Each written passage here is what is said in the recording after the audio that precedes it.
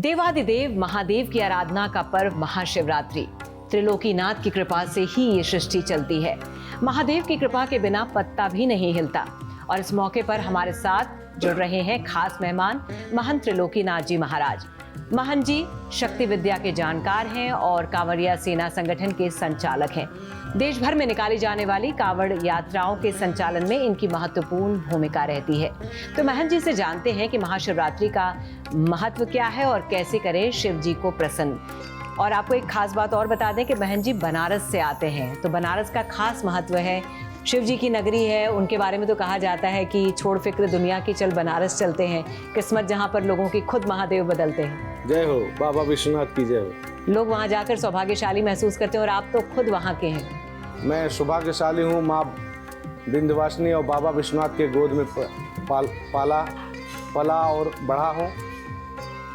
आप लोग के स्नेह से, श्रेष्ठ भारत के स्नेह से आज जो शिवरात्रि की महिमा आपने पूछा है, तो नवरात्रि और शिवरात्रि यह ऐसी रात्रि है जो जागरण करता है उसको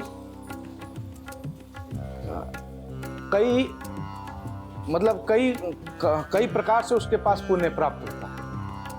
अब पुण्य प्राप्त करने का मतलब एक अच्छा अवसर यह है शिवरात्रि। दूसरा अवसर होता है नवरात्रि।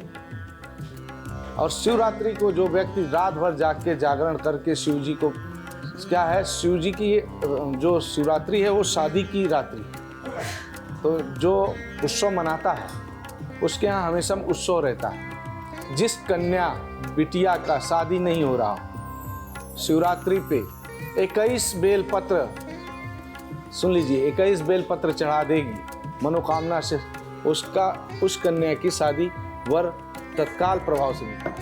ये आपको आपके चैनल के माध्यम से, जबकि मैं ये सब नहीं बताता हूँ। तो ये आपने बताया अविवाहित कन्या के लिए, जरा विवाहित लोगों के लिए भी बता दीजिए कि क्या करना चाहिए जिससे शिव जी प्रसन्न हो और उसका फल मिले। जो जिसके कार्य में बाधा हो या किसी प्रकार वह प्रमोशन चाहता हो, तो जैसे जाके अपने बॉस को मनाता है, ऑफिस में जाता है, या जाके मंत्री संतरी को मनाता है, किसी ठेकेदार को मनाता है, वैसे कल उसको उसके आराध्य, उसके पूजनीय भगवान का दिन है। और शिवरात्रि के दिन अगर वह जाके व्यक्ति अभिषेक करेगा, जलाभिषेक करेगा, दूध, दही, मधु, शक्कर, अगर इससे वो अभिषेक करेगा तो स्वयं उसके जो कुल देवता हैं प्रसन्न होंगे और महादेव की कृपा से उसको प्रोग्रेस ही मिलेगा। पंडित जी, कहा जा रहा है कि 300 साल बाद ऐसा योग बन रहा है। इस बार की महाशिवरात्रि बहुत ही खास है क्योंकि 300 साल बाद सिद्ध योग, शिव योग और श्रावण नक्षत्र का योग बनने जा रहा है, जो बहुत ही खास बना रहा है इस बार की शिवरात्रि को। तो आपके हिसाब से क्या खास है इस बार? हर बार शिवरात्रि खास होता है सिर्फ जानकारों के लिए। अब जानकार इस युवा पीढ़ी में जानकार बढ़े हैं। रामलला मंदिर बनने के बाद हर मंदिरों में और सनातन धर्मों में बढ़ोतरी हुई है। जानकारी के इच्छुक हो गए और सब इस समय अच्छे भाव से पूजा पाठ कर रहे हैं। पंडित जी कहते हैं शिव है तो सब कुछ है, सब सुंदर है। सत्यम शिवम सुंदरम को जीवन में साकार करने के लिए आपके हिसाब से क्या करना चाहिए? शिव जी को मात्र बताया ना, जलाभिषेक करने से शिव जी प्रसन्न हो जाते।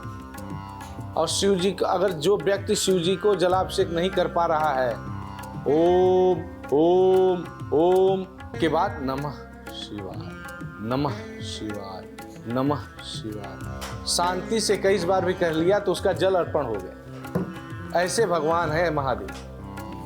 फिर भी हम चाहेंगे पंडित जी, आप एक बार बताइए कि शिवलिंग पर जल कैसे चढ़ाते हैं। कई लोग कहते हैं कि सामने से जल नहीं चढ़ाना चाहिए, तो किस तरह से आप छोटे मोटी विधि जो लोग फॉलो कर सकें वो बता दीजिए।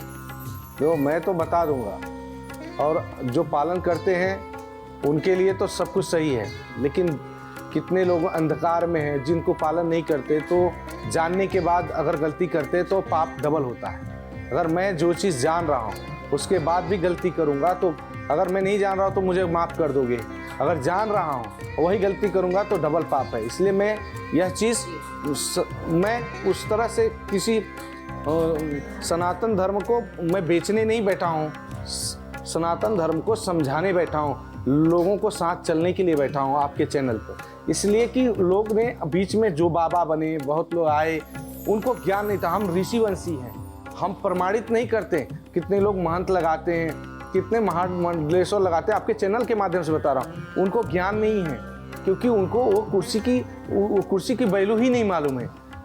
हम तो सनातन ऋषि वंशज हैं, हम तो यहाँ भगवान, हमारे ऋषिवंशी जो हैं यहाँ भगवान का भी पूजा, आराध्य को भगवान को बुलाए। हमारे ऋषिवंशी यहाँ पे कितने गिरिनामा दे दिए, कितने महामंडलेश्वर बना दिए, तो हम तो वो ऋषिवंशी हैं। हमको किसी की प्रमाण की भी जरूरत नहीं है, लेकिन हम स्वच्छ होना चाहिए, हमारा विचार स्वच्छ होना चाहिए। हम अगर सही नहीं, हम दूसरे को आचरण बताएं, ये भी ठीक नहीं।